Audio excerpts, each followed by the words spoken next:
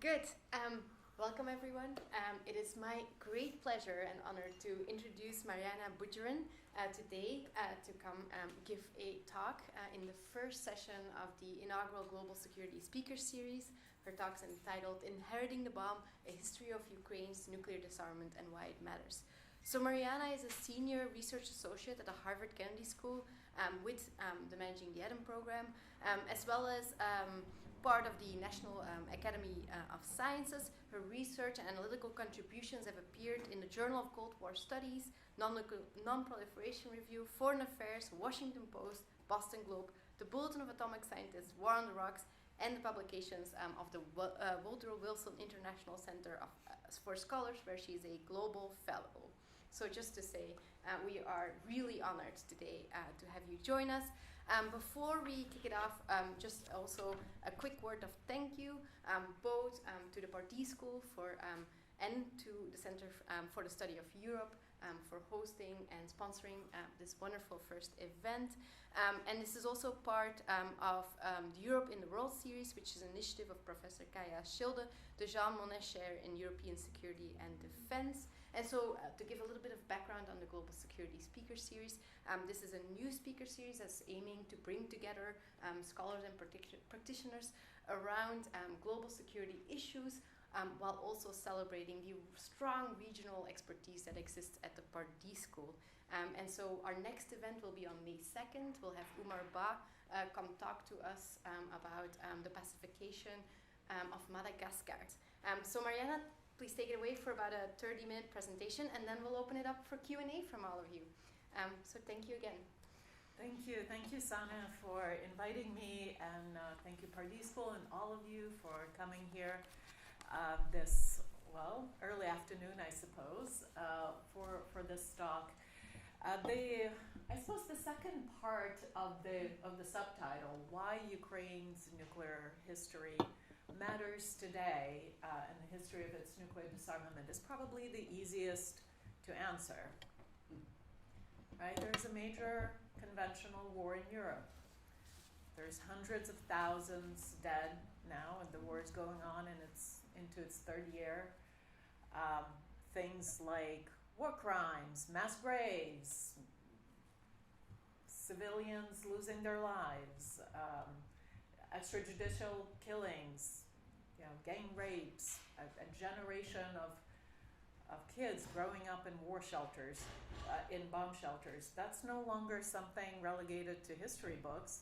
This is a living, everyday present for millions of people in Ukraine.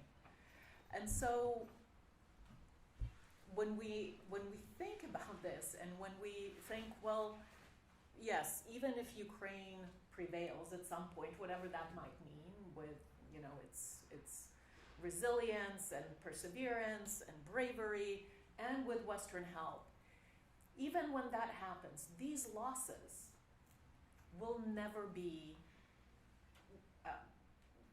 you can never return them, right? These people will never come back to life. These kids will not be untraumatized. Women will not be unraped.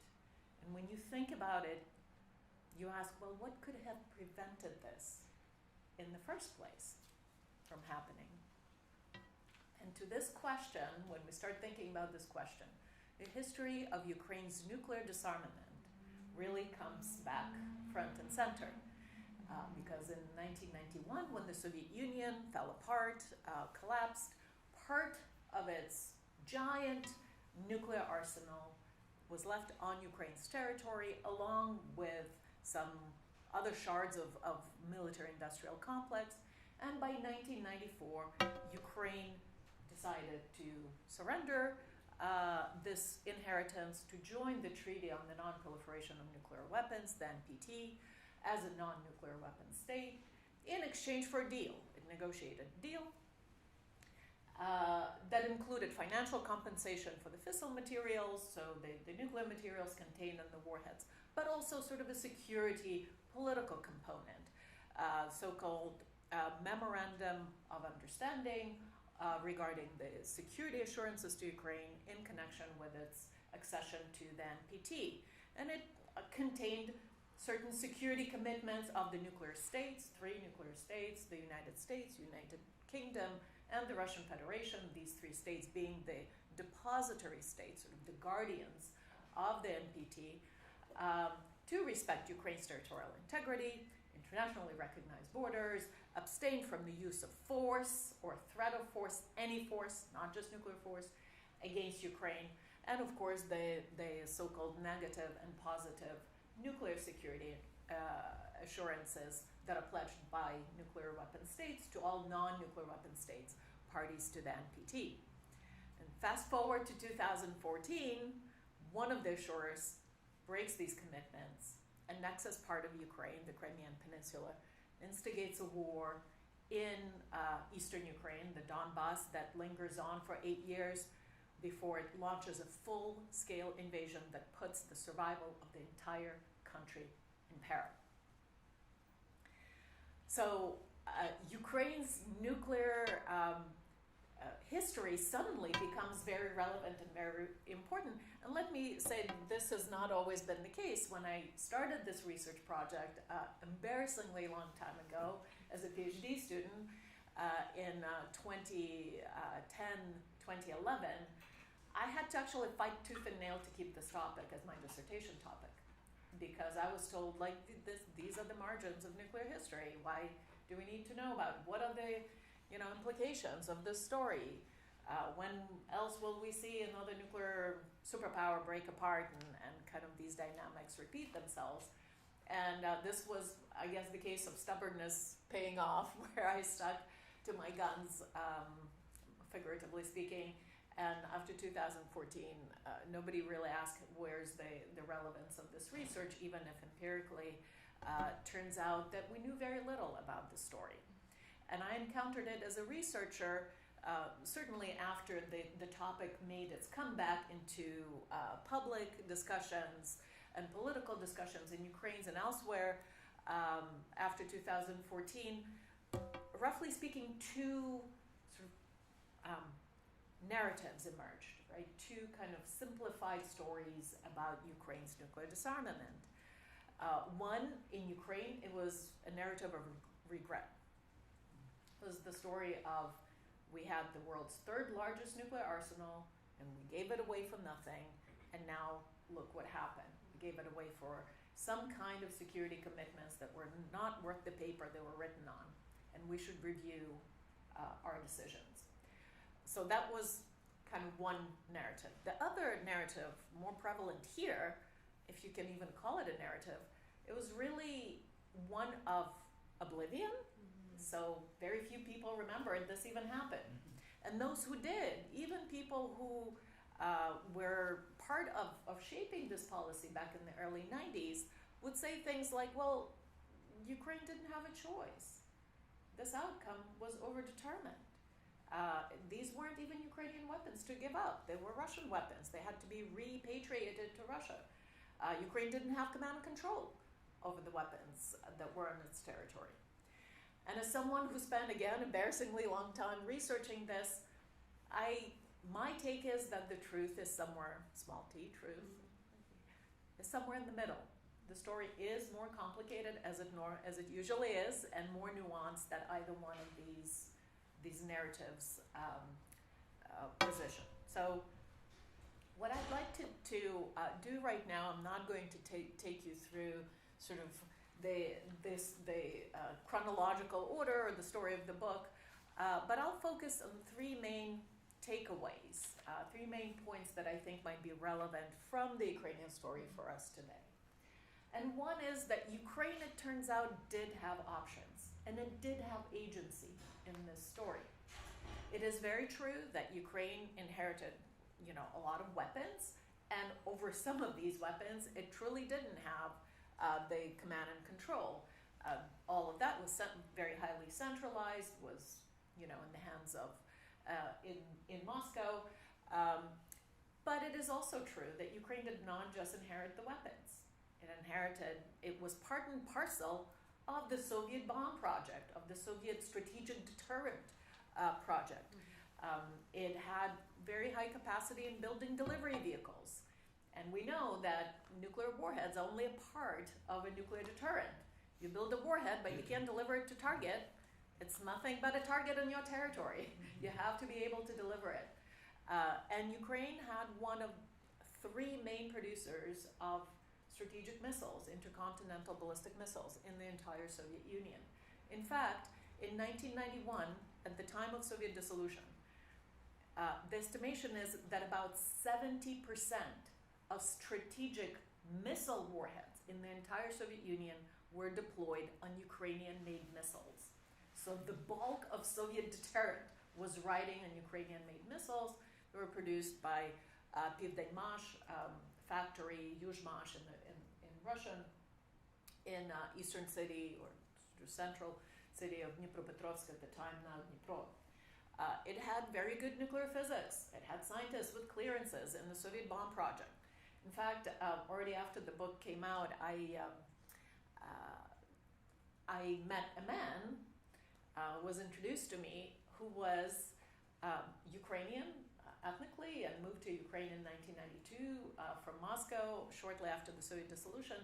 And he was the head of the archive department at the Soviet Ministry of Medium Machine Building.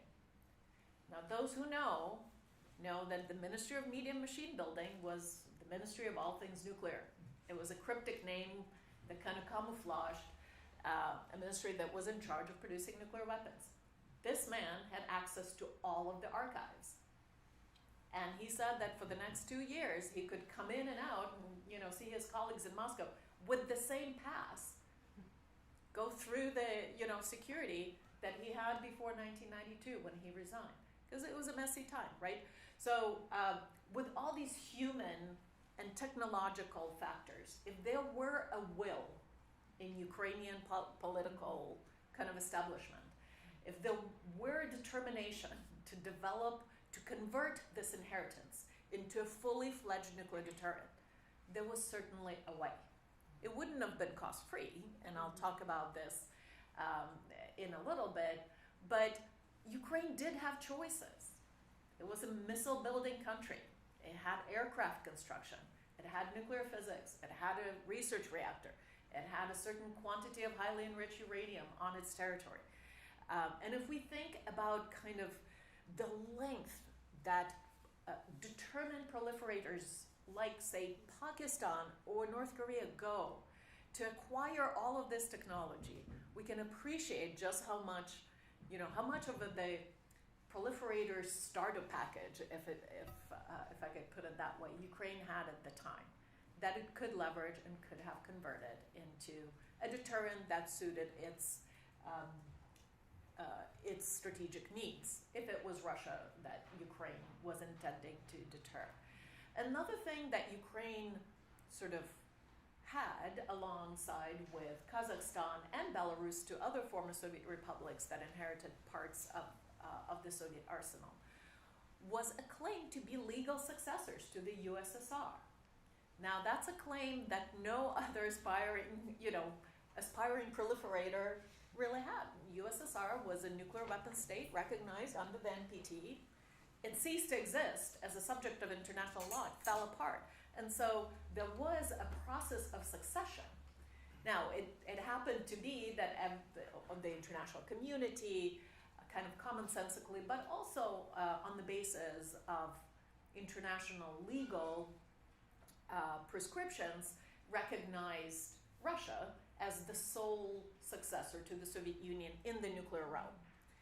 And there were good reasons for that, right? Not just kind of commonsensical understanding that, Russia and the Soviet Union are about the same thing, which they were not.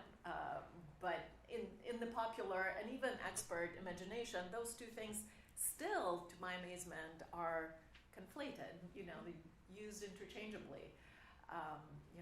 Russia, Soviet Union. In any case, Ukraine mounted a rather persistent campaign to be recognized as a legal successor to the Soviet Union in the realm of, say, arms control, as a successor to the Strategic Arms Reductions Treaty, START, and some other arms control treaties. And in the end, by kind of getting this deal from the United States and the UK and Russia, right, negotiating a deal. In a way, it obtained a recognition to the claim that these were Ukraine's weapons to give up. So here's just like a really quick map of what was situated in Ukraine, for at that time 5 nuclear power plants. Chernobyl was still operating, so a very well-developed civilian nuclear energy industry. Incidentally, Chernobyl nuclear power plant operated RBMK reactors that were derivative of the Soviet military plutonium-producing reactors. So in their spent fuel, there was a high kind of concentration or occurrence of weapons-grade plutonium that, again, could have been reprocessed and used for bomb materials. There were 2 strategic missile divisions at, where is it? Oh, I can't, does it? All right, it doesn't work. At Khmelnytsky and at Pervomaisk down here, 2 strategic bomber regiments at Priluki and Uzing, flying or where 25 Tu-95s were deployed at Uzing and 19 Tu-160s. Incidentally, the same aircraft that Russia uses today to bomb Ukrainian cities and critical infrastructure. Those were armed with about 1,000 air-launched cruise missiles. About 700 of those were nuclear-tipped. The rest were not. The rest were conventional. Again, the KH-55 series, Alcom's air-launched cruise missiles are exactly the weapons that are being used to bomb Ukraine today, amongst others. And I think 3 on the mainland, 3 nuclear weapons storage facilities at Nadvirna, Tsibuleva, and somewhere else, and Makariv up there. So as you can see, it was quite an endowment, a nuclear endowment that Ukraine received from the Soviet Union. And by 1994, Ukraine decided to give all of that up, not the nuclear energy industry, of course, but everything weapons related. Why? We talked a little bit over lunch before this talk about kind of the various drivers and maybe which theories best explain Ukraine's decision making. I am a recovering IR person and a political scientist, and I have converted over to history simply because when you start delving into the empirics of things, you realize that all of these things matter. That power matters, that security matters, that the economic considerations matter. And in fact, and that norms matter and identities matter. That Ukraine wanted to be a certain kind of state, a certain kind of country, the way it saw itself. And so the very nature of the decision-making enterprise, at least in Ukraine's case, was to consider the whole panoply of different things, of different costs and different benefits for this decision and weigh them up, right? There were many factors on both sides of that ledger. And both that the weight in favor of sort of retaining a nuclear option, or in favor of disarmament. It is often forgotten that Ukraine started its path towards independent statehood back in 1990, full year before the Soviet collapse, with a unilateral declaration that it wants to become in the future a nuclear-free state. So that was before any negotiations, before any arm twisting by the United States or Russia or anything like that. Why? Well, one of the main reasons is the experience and the trauma of Chernobyl. In 1986, the world's worst nuclear disaster happened on Ukrainian territory. And it had profound social and political consequences. Soviet leader Mikhail Gorbachev counted Chernobyl as amongst one of the chief drivers of the Soviet dissolution, because that exposed not just that maybe Soviet technology wasn't as great as it was built to be, but also the response of the state, the hypocrisy, the hiding and the cover-up, the making of the kids march in the May 1st Labor Day parade amid sort of in this ionizing radiation. So all of that undermined every bit of trust that there still was in the Soviet system, and exposed for what it was, a rotten, hypocritical system. And so all things nuclear were in a way associated with Moscow, with that kind of old hackneyed institutions, and were rejected. There was also an understanding that these command and controls were very centralized. So if Ukraine wanted to gain independence, it had to sever these military ties with Moscow, and this was one of the ways to do it. So when Ukraine can proclaim that it wanted to be a neutral country in 1990, today we think neutrality in Ukraine, it's kind of the bad N word for Ukraine. Ukraine doesn't want to be neutral, wants to be part of NATO, Western alliances. Back in that day, it was a radical step, because Ukraine was a very highly militarized, a part of the Soviet Union that became the first echelon of defense against NATO once the Soviet forces were being withdrawn from the collapsing Warsaw Pact. So it had 1 million men under arms at the time of the Soviet dissolution. It had the third largest stock of nuclear weapons in the world on its territory, and sort of a huge military establishment, which seems ironic at this point, when Ukraine is finding itself at such a conventional disadvantage with Russia. There were economic considerations as well, right? Ukraine was missing significant or important parts of the nuclear fuel cycle, so it would have had to build up reprocessing or enrichment and fuel fabrication, warhead production, all of that.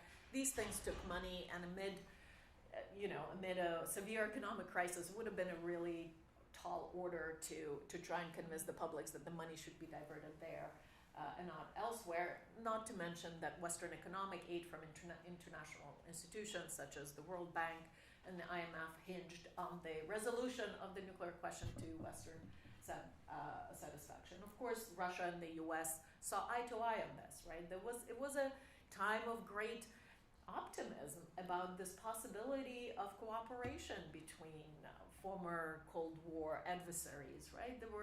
People were traveling to each other's nuclear labs. I mean, something that was inconceivable even a few years prior. So certainly, Russia zealously guarded its kind of monopoly on nuclear succession in the Soviet space, and the U.S. did not want to see proliferation happen. So the two of them joined ranks. And if you're a young country, if you're 3 years old, and you sit across the negotiating table with two nuclear states, you don't have a lot of leverage, right? But there were significant things that made Ukrainian leaders really consider in earnest whether nuclear disarmament, at least the immediate nuclear disarmament, quick nuclear disarmament, was in Ukraine's favor. Very quickly, Ukrainian leaders realized that perhaps this new Russia might not be the aspiring democracy that, say, Boris Yeltsin, Russia's first president, built it to be or wanted it to become, but maybe more of the old empire, right, that Ukrainians kind of historically had suffered from. And the conflicts or tensions over the status of Crimea, the division of the Black Sea Fleet, those erupted really early in the relations between the two states. Already by mid-1992, the Russian parliament was declaring that Sevastopol in Crimea, the base of the Black Sea Fleet, should be subordinated to Russia, should become subject to the Russian Federation and so forth. There were status considerations, right? Again, as we mentioned, this continuous conflation in the West and the tradition of decades of Washington talking to people in Moscow, right, created certain patterns and certain perceptions.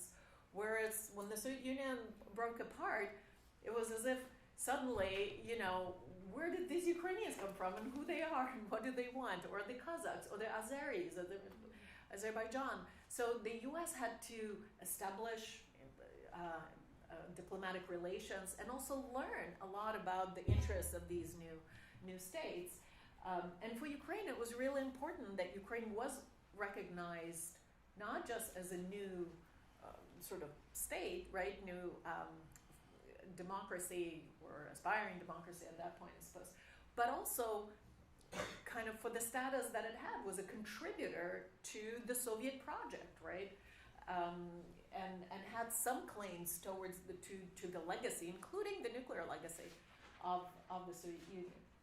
But in the end, I would, kind of my conclusion looking at it overall was that Ukraine made this decision not just because of the things it wanted to get, or things it wanted to avoid, but for the kind of country it wanted to become.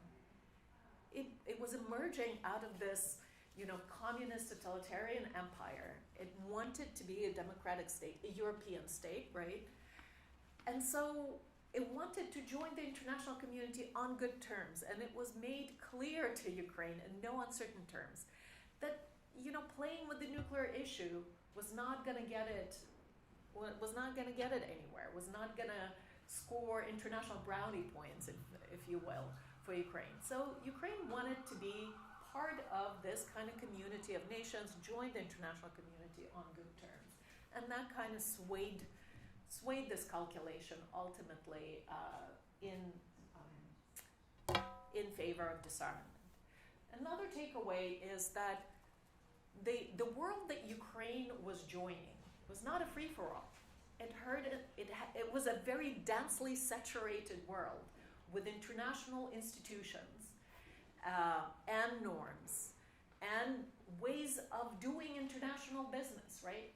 So for instance, there was no contestation over the conventional military part of Ukraine's nuclear inheritance. Whatever was in Ukrainian territory was Ukraine's in its own right.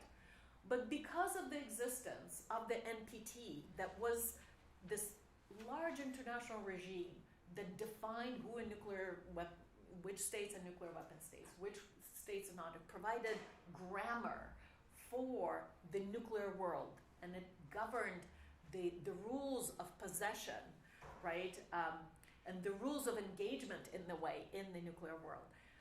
The issue of the nuclear part of Ukraine's inheritance immediately became a matter of international politics, not so with conventional. So it was kind of a stark difference in with which these two parts of military inheritance were treated by the international community.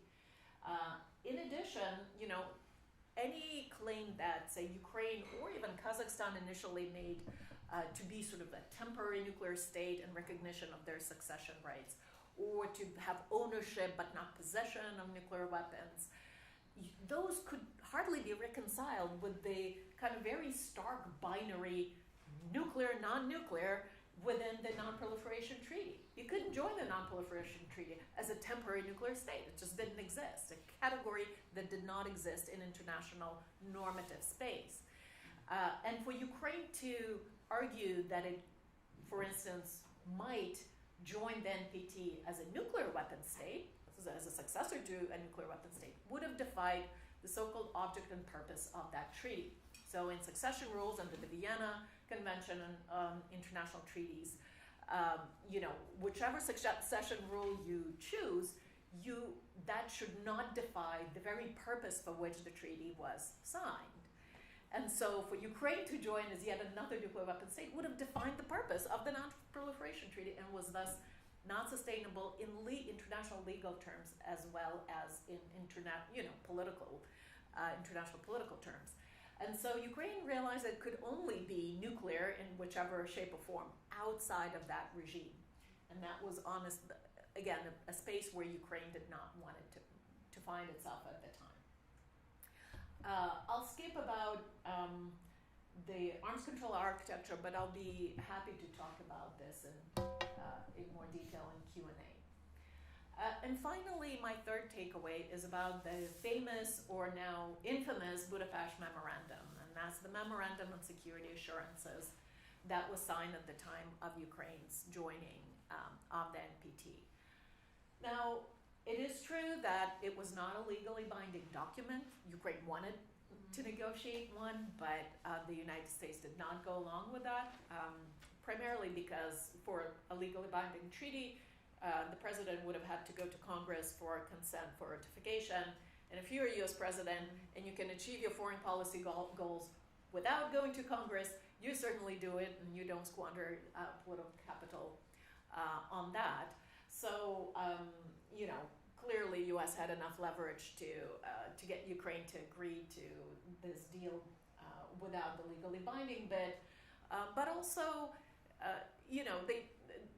it made the United States made a concerted sort of policy stance that it would not take on any new commitments toward Ukraine in this deal. So the Budapest Memorandum was really just copy-pasting clauses from the UN Charter, from the 1975 Helsinki Final Act of the OSCE, and of course the NPT-related nuclear security assurances, negative and positive.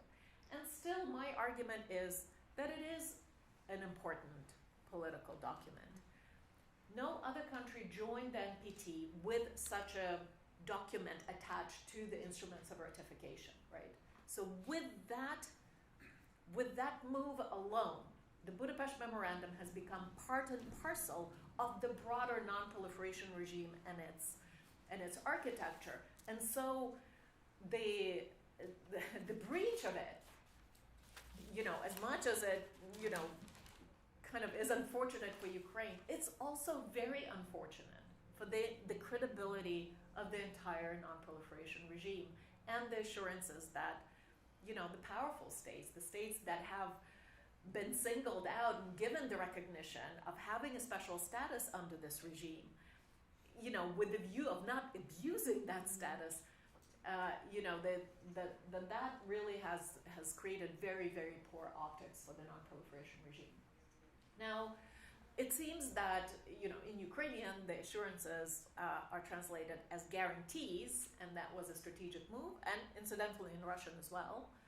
It's garanti in the Russian and Ukrainian version of the memorandum, which gives it a more robust sort of sense than assurances in English. In any case, whatever the word might be, you have to imbue a document with substance. You have to operationalize it. It's a page and a half, right? That page and a half will not provide for Ukraine's security. And so Ukrainian leaders could have made more of it before 2014. It could have possibly served as a framework for defense cooperation, for more in-depth defense cooperation with the signatories, with the Western signatories, for instance. So when the breach happened in 2014, Ukrainians went and they pulled out this paper and said, "Wait, but we have the Budapest Memorandum and it says guarantees on it in Ukrainian." That's not how international instruments work. You have to really imbue them with substance by operationalizing them. By the same token, after 2014, for some reason, the signatories, the Western signatories, United States and UK, decided to sideline this agreement altogether and made very little of it. They said, well, we didn't break our commitments. We didn't violate your borders, right? So we're good. But the spirit of the memorandum was, of course, a lot more than that, than the letter. It was a recognition that Ukraine did have legitimate security concerns, and that, U.S. kind of wrote a blank check, and then it could choose what amount to fill in 2014, and it filled very, very little. And even the military and defense assistance that was provided to Ukraine in the 8 years between 2014 and 2022 was not billed as part of completing the commitments under the Budapest Memorandum. It was kind of a completely separate issue. And I really don't see what harm it would have done to kind of,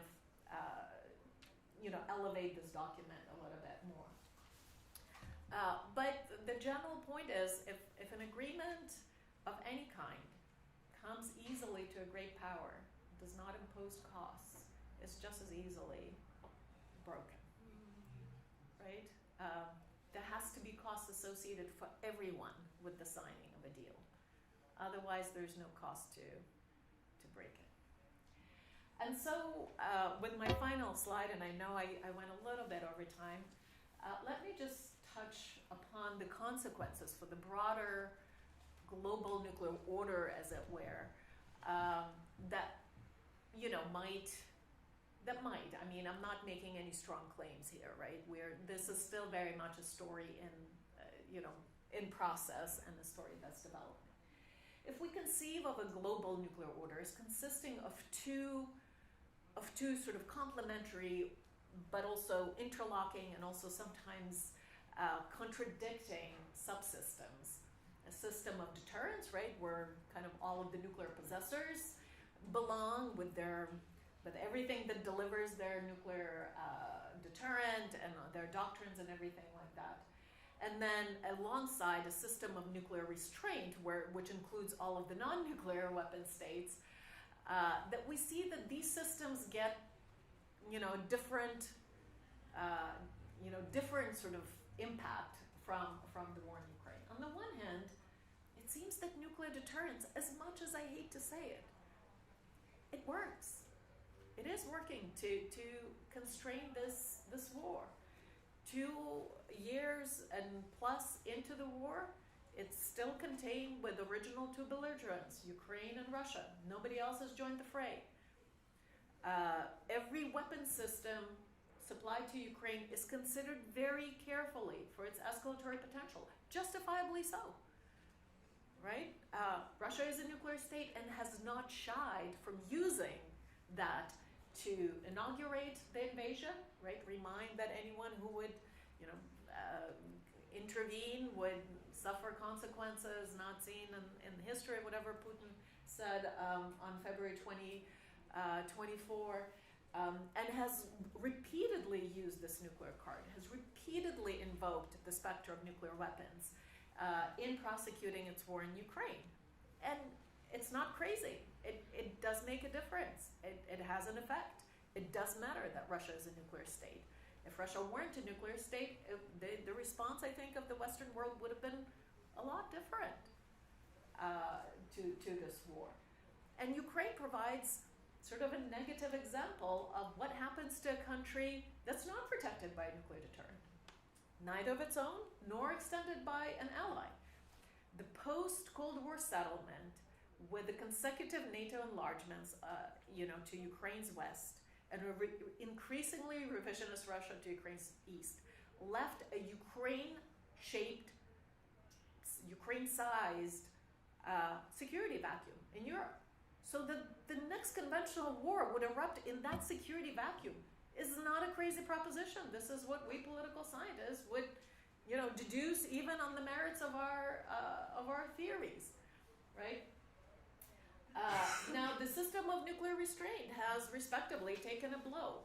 Not only a direct one due to the optics of Ukraine's sort of history, right, and conceivable blunder, as many people might think, not only in Ukraine, but those observing this from aside, those countries that might find themselves in a similar security predicament like Ukraine, without allies and in a hostile environment. But also indirectly, NPT requires states to conduct negotiations on arms control, Article 6. There has been already a very, very significant rumbling from the non-nuclear weapon states to say that this progress is not sufficient. Well, now progress on arms control is not going to be any better after this war in Ukraine, when the US and Russia are basically not on speaking terms, and you can't even imagine another major arms reductions arms control treaty negotiated. And so, as I said, I'll finish with this. The way this war is prosecuted and the way it will end will have a bearing on how the international communities and actors in this international community perceive the value of nuclear weapons as tools, political tools of statecraft. But this story is not over yet, right? There's a way in which Western governments, in which proponents of nuclear non-proliferation can react and can act in a way not to prove Ukraine wrong, to have done the wrong thing, do not punish a country that has done the right thing in the past. Thank you so much for your attention.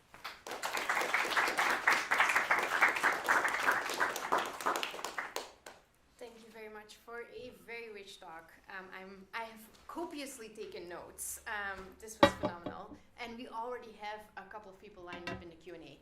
So if you have a question, please raise your hand. I'll add you to the queue. And we're kicking it off with Professor Berger. Well, thank you very much, Mariana, if I may. This was a very informative and thought-provoking talk. I just have two quick questions and observation. You can react to them however you like. One question is, in terms of the Ukrainian government at the time, Kravchuk and Kuchma, I guess, is the two leaders. And when we're looking back at them, what was their evaluation of a potential threat from Russia? Right? I mean, what were they thinking about the possibility? I mean, there were the Zhirinovsky types out there who were, making crazy statements. That doesn't seem to be the direction that Russia was. And if Russia did develop its threat, just like until 2022, we thought that Ukraine would be militarily a mission impossible.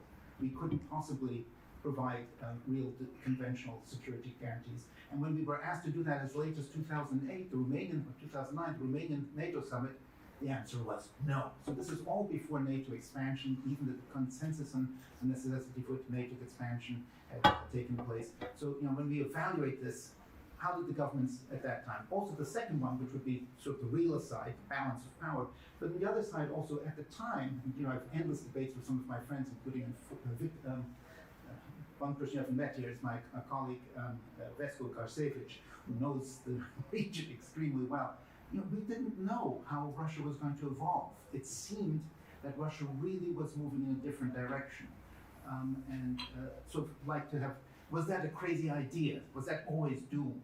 And what would have been the effect of having a different kind of approach to Ukrainian nuclear weapons have been on that thing? I think it was on people's minds to some extent.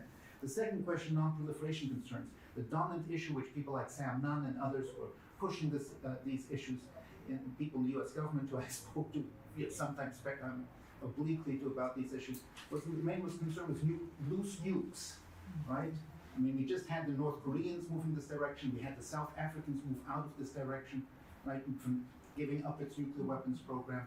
It just seemed like use that old phrase, it seemed like a good idea at the time to incur that. Was that crazy? And especially after 2001, then that became the centerpiece of our foreign policy for about a decade, preventing the proliferation of nuclear weapons if the ultimate nightmare had fallen into the hands of non-state actors. General Lebed made that famous comment about the suitcase bombs that Russia developed, and they couldn't keep track of where they had gone, right? And all these ABC documentaries, if you remember this, they showed these, Russian missile bases with like one tired, half-drunk guard and a fence and in the snow with a padlock on it. That was all that was, keeping nuclear weapons from proliferating. And then the last thing, again, I actually tend to agree with you, but I know how the other side will go. And they will say, no, this war shows us the importance, that is the other side being liberal, we have to push the liberal issue. This shows the importance of non-proliferation more than ever, right? And just imagine if Ukraine had retained some vestigial limited nuclear capacity. We've created a motive for Russian first strike, including potentially for using weapons of mass destruction. So really, it shows the opposite of what you're saying in terms of the takeaway. So sorry to... Let me take the loose nukes question first. You're absolutely right that there was a lot of kind of chaos. It was a closed country, then suddenly it opened. The security systems weren't up to the task. The 3G guns, guards, and gulags was the method of securing nuclear material in the former Soviet Union. But that's a somewhat different question than disarming Ukraine, Belarus, and Kazakhstan. Because the loose nukes were very much a problem in Russia itself. And nobody made a case, well, let's, just remove all the nukes from Russia. So that was the idea behind CTR, the Cooperative Threat Reduction Act that Sanne and Richard Lugar kind of put into, or kind of co-sponsored and became kind of the legislative fathers of. And it was an amazingly successful successful program.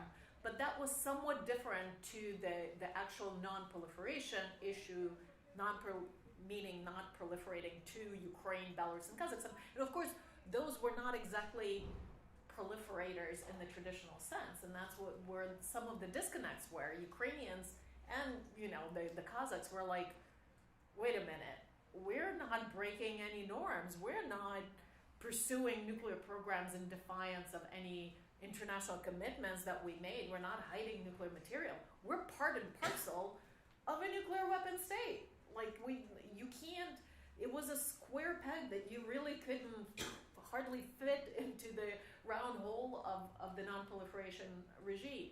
So that was the crux of the contestation, that Ukrainians and Kazakhs wanted the recognition, and attending compensation for. Moving to, if, say, Ukraine were to review its commitment to disarmament, which it never officially did, neither under Kravchuk nor under Kuchma, although internally there were discussions about utility of maybe, considering a different option. And, as it happens, I wonder if you need to have such a staunch view of Russia as kind of this penultimate threat in order to arrive at a thought that you need to provide for your own security somehow, right? So no, there wasn't, Kravchuk had a decent relationship with Yeltsin. They could agree things. Of course, there were troubling times around Crimea. Kuchma too got elected on a kind of ticket of normalizing relations with Russia, although he too very quickly understood that Russia is a difficult entity to deal with all of his best intentions. I mean, as a Russian-speaking president that was very much looped into the whole Soviet system, a missile factory director from Pivdenmash himself, and he realized that here's this new entity, Ukraine. I'm a president of it, and I need to find a way to provide for its security, and it's, these guys up to the north are not really treating us very well. So, I mean, he was the president who presided over the kind of skirmish over Tuzla Island in the Black Sea, and he, reacted quite decisively at that point. So I think the way the security of a new state is constructed might not be only based on kind of preconceived notions of who your foe is and a historical animosity and all of that. It just kind of emerges through trial and error as you're trying to establish, boundaries with your neighbors, physical and otherwise. And you are absolutely right that there was this optimism about transcending these kind of standoffs in Europe and having a pan-European security system and architecture, where some of the Ukrainian concerns, when they were voiced in DC, in Washington DC, were dismissed. Like, you guys are talking still, 19th century, when Russia is this kind of traditional imperialist oppressor. We're moving to the new world where we can cooperate, including on nuclear security and security, Russian bases and things like that. So one thing I would add, though, is that in hindsight, when you start reconstructing these events, you realize just how narrow that time frame was, just how little, just how small that crack of hope for Russia really was. Because by October 1993, Yeltsin is firing at his own parliament, and 100 people die, right? In Ukraine, at the same time, when there is a constitutional crisis and the miners are, protesting, Kravchuk calls early election, and he goes for an early election and he loses to Kuchma. Yeltsin solidifies his rules and starts ruling by decree. And then appoints a successor. I mean, Yeltsin is the only truly democratically elected president ever in Russian history. The rest is a series of basically appointments and electoral manipulations. So already in the fall of 1993, you have this critical juncture. And both countries are in a very similar position. Ukraine pivots towards, yes, a messy, dysfunctional kind of rule, but yet manages to preserve vestiges of democratic procedure and substance, whereas Russia takes that turn. And I think it was a failure, again, of this, perhaps inspired by this optimism, it was a failure in the West to catch it in time, to really see how short-lived that glimpse of democracy was before, the noose tightened. Professor Poznański. Great, thanks. I had a question about deterrence.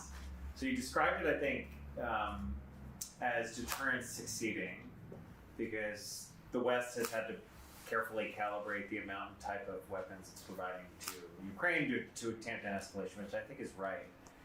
But the question, I suppose, is it working too well in the following sense? From the US/the West's perspective, I bet they really would prefer Russia not to have nuclear weapons. They could provide whatever assistance would be most efficacious without having to worry about nuclear escalation. And then if I'm a would-be proliferator, I'm definitely looking at Ukraine, as you started out the talk, and saying Ukraine, Libya, all these cases, and it's just reaffirming the utility of having nuclear weapons, which both creates an incentive for proliferation and, from the US vantage point, probably an incentive for counter-proliferation and preventive action to stop it. So just your reflections on that. That actually ties to the question that I failed to answer before about kind of different interpretations of what does this do for proliferation. I think it will be, we are yet to see what people make of it, right? What different states make of it. I think there's cases, depending on where you sit, there's cases to be made either way. I disagree that it makes a case for non-proliferation. I think it makes a strong case for disarmament, which is not the same thing. Non-proliferation means certain states get to have nuclear weapons, others are stopped from doing that. Disarmament is what TPNW tries to do, is put everyone, on an equal footing. So for me, the more important counterfactual that what would this war have happened if Ukraine had nuclear weapons still, the more important counterfactual is, would Russia have invaded if Russia were not a nuclear state? Maybe, but I think the probability of that would be a lot lower. I mean, if we, it's not a binary, right? Yes and no. But if Russia could not rely on its deterrent to prevent others from coming in and helping Ukraine, look at Yugoslavia, first out of area mission for NATO, came in, closed the sky. No-fly zone over whatever parts of Yugoslavia, whatever it was, Bosnia and Herzegovina, I think, and Croatia. Shut down a bunch of Serbian aircraft in enforcing it. That's what Zelensky was trying to convince the world to do in the first months when the missiles were raining in Ukraine. But for NATO aircraft to shoot down a Russian aircraft, then you have a direct kinetic conflagration between two nuclear-armed powers. And that's a place where no US president, no NATO leader will go. And so I think the abuse by Russia of that status and of that privilege, that recognition that it obtained conditionally under the NPT, is really damaging. And again, if I were Saudi Arabia or perhaps some other, again, I don't see a domino effect ensuing now. A bunch of people launching headfirst into nuclear programs, but the future is long, and nuclear weapons are going to exist still for a very long time, certainly after this. So I think this is a pretty bad case for nuclear proliferation. Now, of course, the United States is going to try and stop it, but that's a added burden on U.S. non-proliferation policy. Pregnant with all sorts of exigencies. For instance, if Iran steps over the edge, will U.S. launch a military action? No. Probably, hopefully. Hopefully no, and then you're up to 10 nuclear states in the world, as many outside of the NPT as in. And what does it do to your non-proliferation regime, which in Ukraine case was really important, that kind of normative framework for nuclear possession. Like, these are the recognized guys. We can't be out there. That's before India and Pakistan, right? So the longer we let that space outside of the NPT in nuclear possession kind of be normalized, the more it erodes the place inside the NPT. So I think that once you pull that string, there's many different ripples, and I don't know, which way they would go and what exactly the consequences might be. My kind of humble prediction is that it's not going to be good for the non-proliferation regime. Yeah, Professor Gordon. Thank you very much for your talk. And I realize you focused on nuclear bomb, and I'm surrounded by colleagues who love to study nuclear weapons. And I'm an army of one because I've always been interested in biological weapons. So could you just give an oral appendix? Is there an inheriting the bug story? Did Ukraine have biological weapons capabilities, know-how, etc.? Was there anything there at all that had to be considered? Not in Ukraine. So the Soviet biological program was on the territory of the Russian Republic, and apparently not even with the best efforts of Yeltsin, who promised to eradicate it. Not even that kind of succeeded, where the sort of establishment continued, and there's probably some of that. Now there were, despite Russia's best efforts to portray, I think, early in the war about some biolabs. So there were kind of scientific facilities that worked with pathogens, not in any way militarized, but they cooperated through CTR and now DITRA, the DoD's threat reduction agency, in kind of improving security systems and that's what the Russians latched on and said, like, oh, Pentagon is working with Ukrainian biolabs. But yeah, so I have a question about the Budapest memorandum. You sort of alluded to it during your talk, but I was curious if there was a better deal available in 93, 94 that would have removed Ukraine's nukes but provided a better security guarantee. So there should have been a better deal, right? Whether, how achievable it was, there's different views of history. Of one says, like, history happened the way it happened because for the reason that it had to happen that way. There was certainly an opportunity to use that moment to negotiate and institute something over Ukraine and about Ukraine that would have made it more secure, not just for Ukraine's sake, but for the general kind of European security architecture. For instance, there was an idea at that time floated of the Austria State Treaty of 1955. So a treaty of sort of guaranteed neutrality, so not one kind of side could move in and, preserve the border. But again, anything legally binding was not particularly attractive to the United States. And again, because in that unipolar moment, U.S. could get a lot done without really putting a lot of effort in, a lot on the line, right? And because at that time, time was of essence for Ukraine in terms of economic deterioration, it agreed to the deal that it agreed to. But I'm not one to believe that Ukrainians were duped. Ukrainians knew very well, certainly the negotiators, what they were getting and what they were not getting.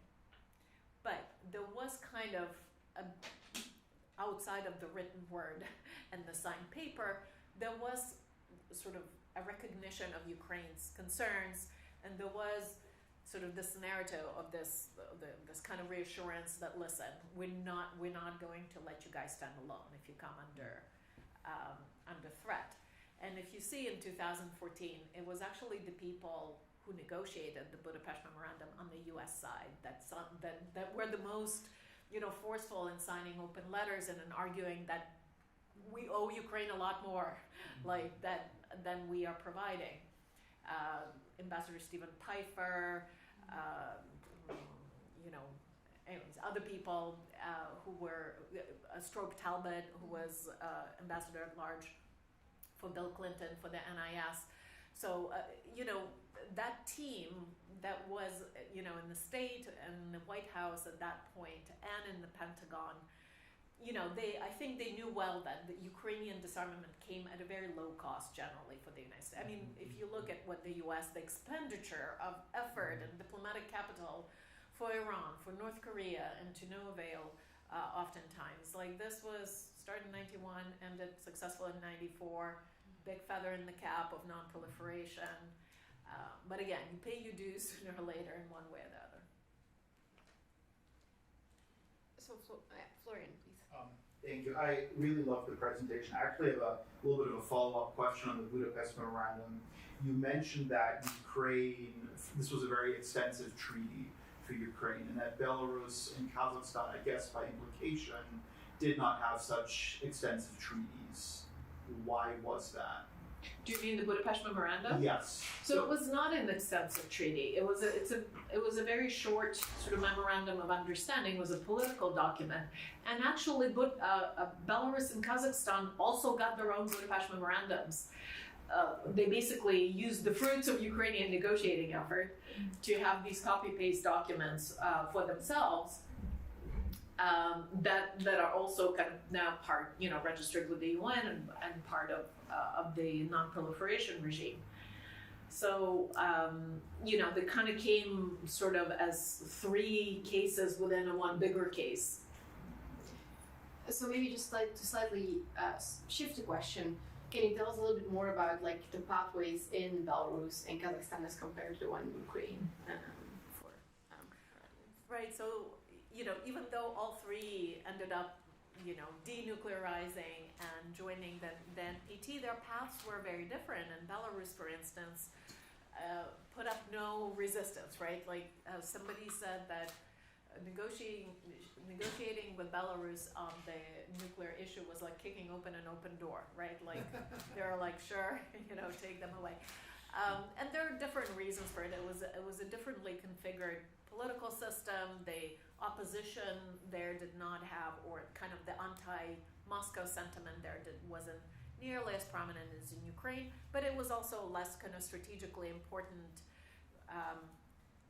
country for Russia in the sense that the loss, quote unquote, of Belarus wasn't as painful as the loss of Ukraine in every possible way, economically, strategically, as we say, like they manufacture missiles and aircraft and a lot of other things and parts for the Soviet or then the Russian nuclear weapons complex.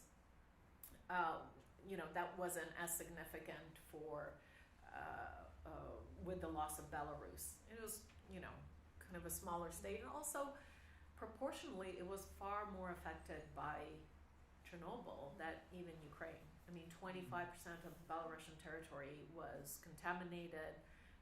A bigger portion of, because it's a smaller country, right? And the winds blew north, so the trauma of Chernobyl there ran a lot deeper, in a sense. And if you read Svetlana Alexievich's work, the Nobel laureate for literature, The Voices of Chernobyl, it's a really important work. It gives you a glance into kind of the extent of the social trauma.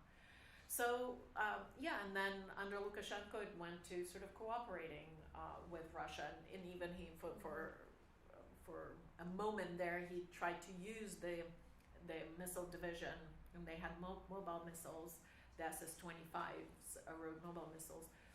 Tried to stop the transfer to Russia to bargain for more security guarantees from Russia. So use that as a bargaining chip. And Kazakhstan, again, had a very different political regime and environment. It was ruled by the same person for a very long time, President Nursultan Nazarbayev, who was sort of like this benevolent autocrat in a way, was a very, very astute politician. He tried to use the nuclear issue initially to bargain, to exert kind of a better deal from the United States and, in terms of security guarantees and even appeal to the terms of the NPT for the definition of what makes a nuclear weapon state, which is a state that had tested nuclear weapons on its territory, or tested nuclear weapon before January 1st, I think, 1967. He said, well, Semipalatinsk, we've tested nuclear weapons here since 1949. The first Soviet bomb was tested here on August 29th, 1949. So he tried to appeal to these terms again to kind of legitimize the Kazakhstan's claim and Kazakhstan's status to these nuclear weapons. But in the end, their kind of economic situation was different too. They're a resource-rich country, oil and gas, and Chevron, then Chevron Texaco, were looking to develop an enormous natural gas deposit in Tengiz, $40 billion. So they figured, let's be on the good side of the Americans and not create problems. So the nuclear issue there got resolved very quickly, so the deal could go ahead. I'm going to follow up, Professor Berger. No, me. The conversation's so engrossing, I lose track. We should let other people also ask questions.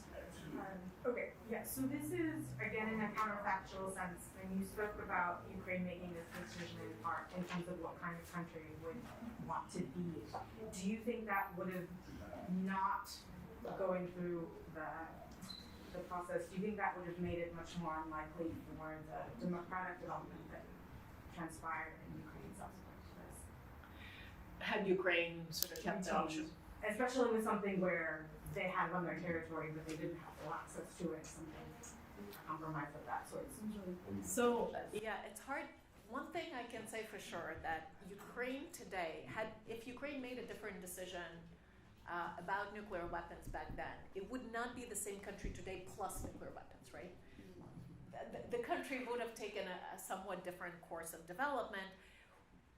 What it would look like right now is very difficult to anticipate.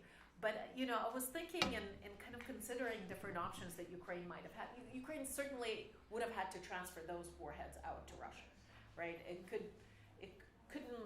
They weren't produced in Ukraine. It couldn't maintain them. It would have had to dismantle them anyways after, 10 to 12 years, right? So you can't rely on for your deterrence, on a nuclear weapon produced by your adversary. Clearly, it would have had to build up its own nuclear weapons program. Now, it didn't have the money at the time. The option that possibly could have been kind of this hedge, right, was to sign all the arms control treaties like Ukraine did and implement them, transfer all of these warheads out of Ukrainian territory, but not join the NPT. Keep that option open, be a holdout like India and Pakistan at the time, and at the time Brazil and Argentina. They were very important holdouts back in 1994. And, two of them went nuclear, two of them eventually joined the NPT. But that could have, again, not sure whether that would have backfired really painfully in terms of US probably wouldn't have sanctioned or wouldn't have authorized the release of stabilization fund for the introduction of Ukrainian currency, right? So macroeconomically, Ukraine would have been more in a place of maybe Belarus rather than where Ukraine went. But then, attentions shift. And India and Pakistan are examples of the fact if you hunker down and you weather the initial blow, eventually people will talk to you. Eventually President Bush might come up and sign a civilian nuclear cooperation deal with you like he did with India. Was it in 2001, 2? I forget. kind of recognizing and legalizing you, because then you've created a new fact on the ground, and the policymakers have to deal now with this new fact. And so, we know that states use that hedge to either bargain for a better security guarantee for themselves, right, and keep both enemies and adversaries and allies kind of guessing and still considering you. And Ukrainians understood that once they kind of closed the nuclear question to Western satisfaction, one of the negative effects will be that Ukraine will disappear from Washington's radar. And they weren't wrong. They weren't wrong. So, talk about loose nukes. There was this trope of Yugoslavia with nukes. Yugoslavia was, erupting into ethnic conflict, and people like James Baker, Secretary of State, was saying, well, we could have the same thing in the Soviet Union, only with nukes in the mix. It would be Yugoslavia with nukes. Well, Ukrainians smartened up and realized they could turn the whole Yugoslavia with nukes on its head and say, you know what, if Yugoslavia had nukes, you wouldn't let it descend into genocide and the mess that it descended in. You would have been paying a lot more attention. And so, part of that consideration, especially when, all these like high-ranking delegations started rolling into Kiev and Minsk and Almaty, like places that wouldn't even hit the radar in Washington, D.C. But they were all coming in, secretaries of state and secretaries of defense, and first thing they were asking was nuclear weapons. That served to actually elevate the value of these weapons in the eyes of local leaders. And that, that pattern persists, for instance, with North Korea. Like, they know they will command attention, right? Well, now that's probably already past that time, and that they have weaponized. But for a while there, they knew that this was the way to keep themselves relevant and important on an international stage. Thank you. Any questions, Phil? Oh, sorry about that. Anybody got a question? Professor Breed, and then we'll Professor Scholl. I'll ask a question of a counterfactual of a somewhat smaller nature, but just focusing on the Budapest memorandum and how Ukraine could have used it in more ways to, keep its visibility alive. I guess my question is, in what ways could they have done that, and would that, is it actually conceivable that could have changed the outcomes in some way? So I wonder if that would change the outcome, and whether, just like the issue of NATO enlargement that is being blamed for a lot of things right now, and certainly justified that it was not a pleasant thing for Russia, and Russia didn't like it, and it sort of reacted. But I wonder if it's a necessary and sufficient cause of the invasion. So if there were no NATO enlargement, if Russia would not have invaded Ukraine. I'm not convinced. I think it would still have found a reason to do so. The same with the Budapest Memorandum. I think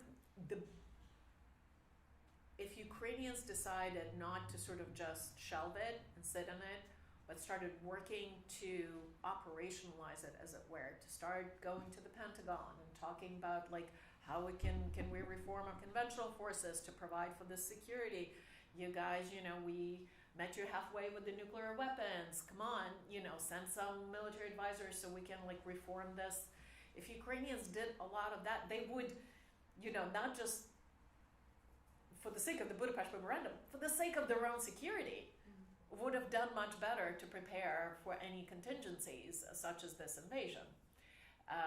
This goes generally to sort of the neglect that Ukrainian state over the years have submitted its defense establishment to, right? Ukraine is a missile building nation that is now going around and begging for missiles for long range fires. Where it was perfectly capable of developing these systems over the past 30 years. But, as we know, I think it was one of the CIA chiefs who said the security is always too much until one day it's not enough, right? So it's always a tough sell for the domestic publics to say, oh, let's, beef up our defense budgets, and let's send, launch serial production of this and such missile system. when, you know, when that money could be used for the civilian economy. And, you know, I think the disbelief with which, you know, most Ukrainians in the lead up to this war, despite the ample warning from U.S. intelligence services, I was there in February 16th, before the invasion in Ukraine, and I talked to people on the street, and they're like, "That's never going to happen." You know, if they escalate it, it's going to be around the Donbass. Like, you know, he wouldn't be so stupid. I mean, there is kind of a strong bias against these. You know, this was what keeps us sane, right? We can't live in the world of worst case scenarios as human beings, and so. You know, I digress, but I think that methodical work that should have been done after the signature of the Budapest Memorandum, to return to your original question, wasn't done for a number of reasons. Part of it is Ukraine's own kind of political dysfunction and back and forth, and kind of the exigencies of coming into its own as a democratic state and figuring out its own, you know, political and economic situation. But also because I think, you know, in peaceful times, it's very hard to wrap your head around the fact that you need to invest in security. It's always a tough argument to make. Phenomenal. We'll end with Professor Schultz's question. Please go ahead. Wonderful. So I can't wait to read more of this. It's just so genuinely interesting. And so I had a question that was really sitting with me when you were introducing the realities of Ukrainian, kind of the counterfactual realities of Ukrainian capabilities, resources, structural resources, bureaucratic resources, knowledge resources at that moment in time.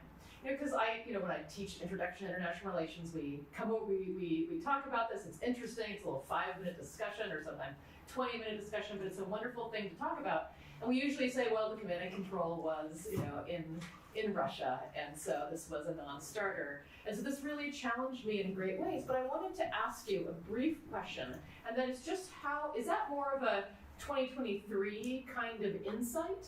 You know, a present insight as a researcher like you goes and looks at that? Or was that something that was contemporaneous to the time? Was anyone aware of that? You know, in terms of Ukrainian officials, anyone in that discourse? Was anyone out there saying, no, we have all this, making that case? Because I can imagine that, you know, it could go either way, but you'd have to be quite the information entrepreneur to be even gathering that data, you know, after the dissolution of the federal system, the Soviet federal system. So that's a very good and interesting question.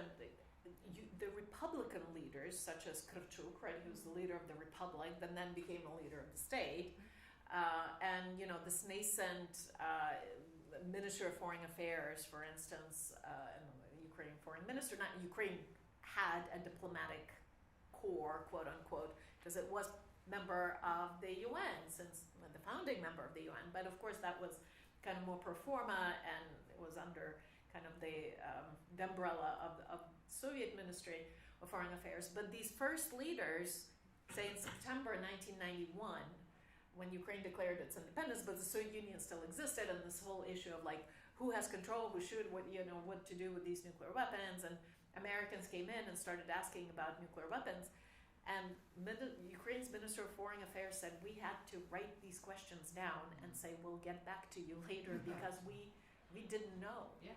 They didn't even know what was deployed on that territory, but they were very quick studies.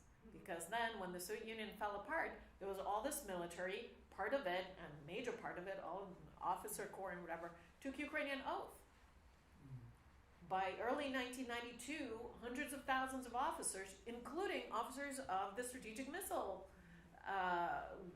divisions and strategic aviation, actually the officers of strategic aviation units were some of the first to take Ukrainian oath, because the Soviet Union no longer existed. So you start cobbling together your own defense establishment, and already in March 1992, there's some of the first this is when kind of the internal discussions in earnest start.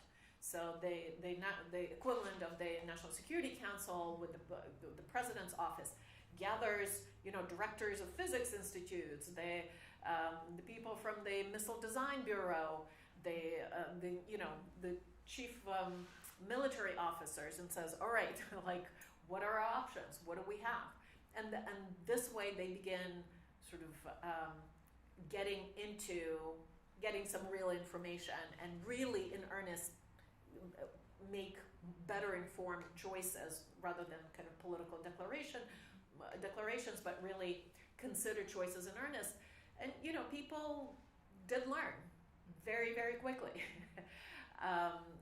with the help of experts that were on site. Now, a lot of that, and people often ask me, well, how much of that is still around, right? Like Ukraine keeps saying, or certain officials will say, oh, given that the failure of the Budapest Memorandum, the whole deal, maybe we'll reconsider Ukraine's nuclear choices. Well, the truth is now there is such a thing as institutional forgetting and atrophy, just as there is such a thing as institutional learning. So a lot of that kind of expertise and a lot of that know-how is gone, or it's been diverted, towards civilian purposes and all of that. Of course, we don't know how many of those. I don't have a good estimation right now because it's not being announced in public, but Pivdenmash and Pivdena Design Bureau in Dnipro is probably taking a lot of hits from the Russians. Unless they moved something underground, there's probably not much of it left. I mean, not that it was a big production. Anyways, I was there visiting in the summer of 2018. They survived on some kind of projects here and there. Part of it was on Taras, the space station, the International Space Station Delivery Project with NASA and with the US, and there's some other another European space project, the Vega, I think, that they were part of. They were producing a stage of a missile or something like that, but it was really very sparse. And again, mostly towards, all of it towards civilian needs. But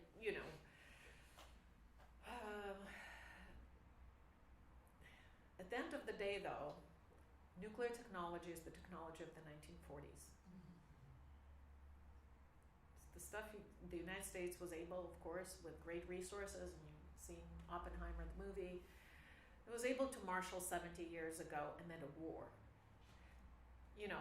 It's no longer, we've known since China, 1964, and the test there, that even industrially sort of underdeveloped nations are capable of developing this technology. Rocket science is no longer rocket science. It's a technology that's widely available to those who are intent to pursue it. Okay, fabulous. I take away so much from this talk, including that this really critical juncture in the 1990s set us on a massive course both for Ukraine, the Europeans, Russia, and the whole world, and the system of norms. I really appreciated the way you taught about how these norms work, but symbolism and identity, and there's many students here, so I hope you kind of picked up those notions as we're talking through them in class. And the really tricky balances that states are in full, a nation like Ukraine that is in full development and in a little bit of chaos has to deal with and has to balance. So thank you very much, and I hope that many of you, specifically the students, can join us for an informal conversation. I have about 20 questions written down. I think you guys also sure have more, so we'll continue this conversation over some lovely cookies. But thank you so much, and thank you all for being here.